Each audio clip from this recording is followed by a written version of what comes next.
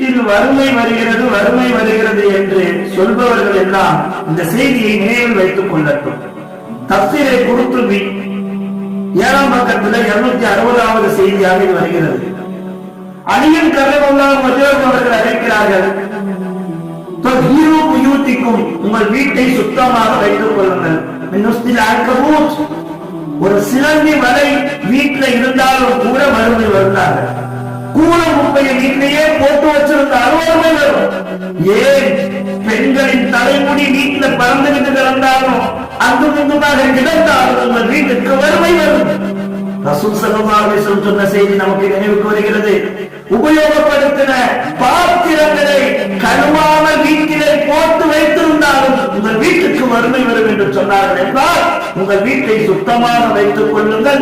முடி கூலம் குப்பையை போட்டு வைக்காதீங்க. எவ்வளவு சம்பாதித்தாலும் வறுமை வரும்.